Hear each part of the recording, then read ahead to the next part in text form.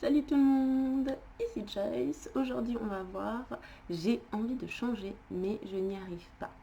C'est une situation que tout le monde connaît à un moment ou à un autre de sa vie. Donc en quelques éclairages, on va voir quelques conseils et comprendre un petit peu le pourquoi du comment. Donc la première chose à savoir, c'est que l'inconscient euh, considère le changement comme quelque chose de dangereux. Alors, inconnu égale danger. Ça, c'est un autre cerveau archaïque qui rentre en action dans ces moments-là. Bon, après, c'est des questions de tempérament aussi, parce que vous verrez certaines personnes qui, au contraire, vont être poussées par l'envie de découvrir l'inconnu, qui vont adorer ça, ils vont pas avoir de résistance par rapport à ça, ou des peurs en tout cas très légères et moindres qui n'empêchent pas le passage à l'action. Là, ce qu'on va voir aujourd'hui, c'est plutôt les personnes qui se sentent vraiment bloquées malgré un désir de changement très fort. Donc, comme je le disais, changement égale danger. En tout cas, c'est ressenti et perçu inconsciemment comme tel. Il faut savoir que c'est un désir de protection qu'il y a derrière. Donc, il y a une intention positive de l'inconscient.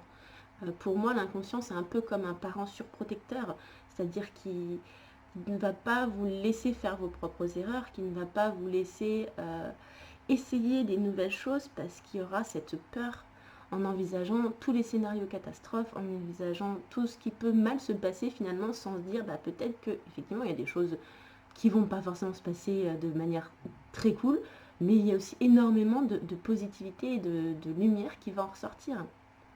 Donc, trois petits conseils, à mon sens, pour commencer en tout cas à dépasser ces blocages et ces résistances, c'est déjà apaiser sa peur de l'inconnu en essayant plein de nouvelles choses.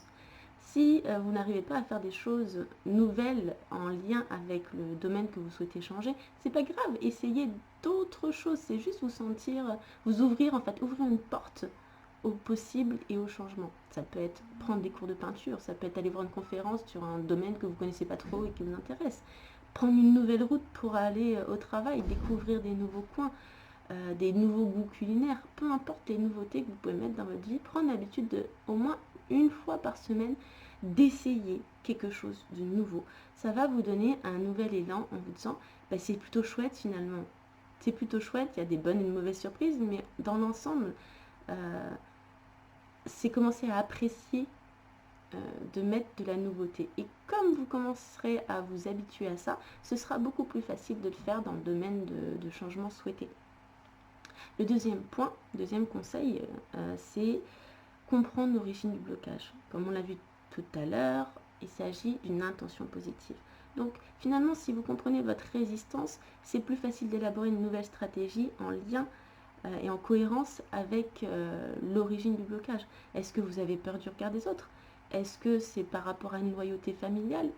Est-ce que l'origine de votre blocage, c'est un manque de confiance et d'estime? Ou ça peut être aussi une difficulté logistique à mettre en place certaines choses?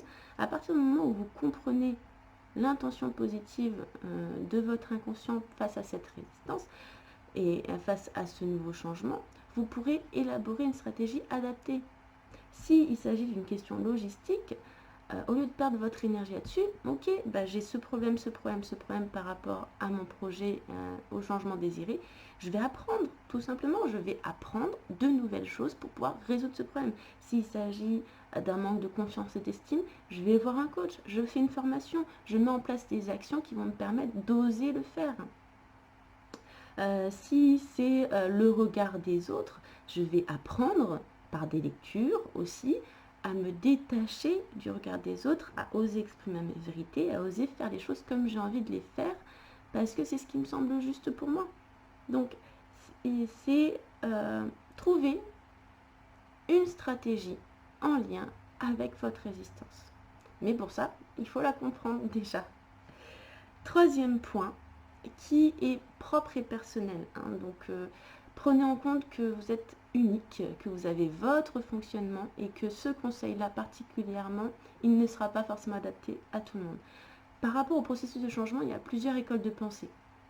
Il y a ceux qui prônent la discipline, la volonté et une démarche très, très active et pour moi que je ressens comme violente. J'ai essayé de faire comme ça.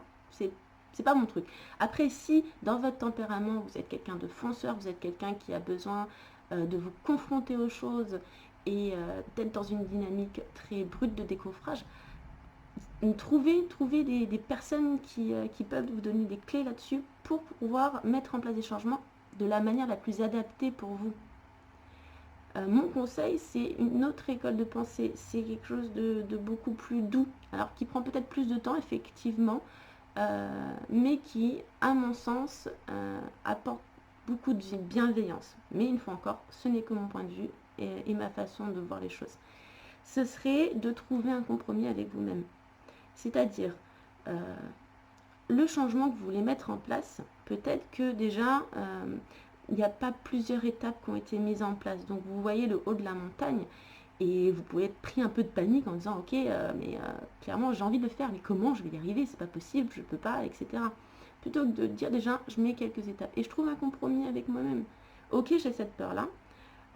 Comment je peux faire alliance avec moi-même en entendant ma peur, en la prenant en compte, en respectant que c'est une façon de me protéger. Et du coup, de me dire, bon, tu veux me protéger, je l'entends, je le comprends. Maintenant, moi, j'ai besoin de changer parce que cette situation est source de souffrance pour moi. Donc, comment je peux trouver un équilibre, une harmonie entre les deux qui entend et respecte cette peur, tout en étant dans l'action. Parce que plus vous serez dans l'action, plus cette peur, elle va diminuer et s'amoindrir. Et elle aura moins d'impact. Donc, quel compromis vous allez trouver pour avancer? Donc voilà, j'espère que cette vidéo vous a plu. N'hésitez pas à mettre un petit pouce, un commentaire. Et je vous dis à tout bientôt pour la prochaine vidéo. Salut!